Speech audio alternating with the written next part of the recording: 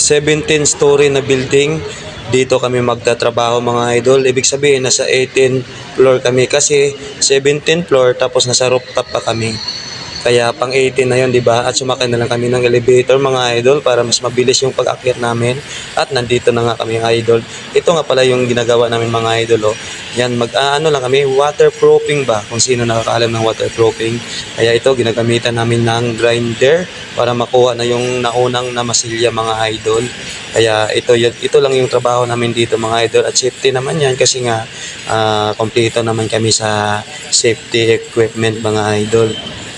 At first time ko nga makapasok sa ganitong trabaho mga idol, at first time ko rin makatrabaho sa ganitong kataas na building mga idol. Kaya nga masaya din tayo at nakapasok tayo dito. At syempre sa mga ganitong trabaho, sanay na tayo sa probinsya mga idol. Dati din akong labor, naging construction worker din talaga ako. Pero ito madali lang to mga idol kasi walang simento tayo dito, walang buhatan, hindi ka na maghahalo kasi nga magwa-water proofing ka lang dito sa rooftop mga idol. Ito lang, mag-grinder ka lang, magmamasilya ka lang. Kaya nga, nagpapasalamat din talaga ako na nakapasok din talaga ako dito sa company at maka-experience din talaga ako sa ganitong trabaho. At syempre, hindi lang yan para talaga sa pamilya natin. So, yun mga idol, dito kami sa tinatrabuhan naming building. Dito kami sa 17th floor, rooftop, bali pang 18th floor na to. Yan yung mga kasama natin. Bali, nagsimula na kami pero pahinga muna kasi umiinit yung grinder. Bali, ito yung ginagawa namin. Yan, ginagrinder lang namin itong masilya para kasi yung trabaho namin dito waterproofing. Yan, dito kami sa Parañaque. Ayan yung City of Dreams. Yan.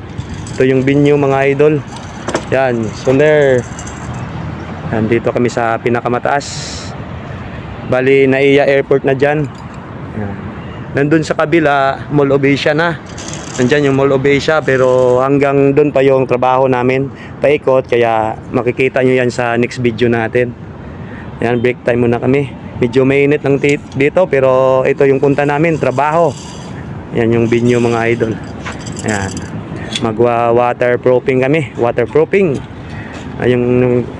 Dito kami sa taas. Yan. Yan, grabe. Yan mga idol, mag-update na lang tayo sa next video natin. Bali, naka safety gear naman kami. May mga safety equipment para iwas disgrasya talaga. Bali, yun yung Mall of Asia mga idol. Ayan, dito kami sa likod, pinuntahan na lang natin. Yan kasi break time naman. At itong video na to mga idol, pa-out na kami. Bali 5 PM na to ng hapon. Kaya inaayos na namin yung mga kagamitan namin.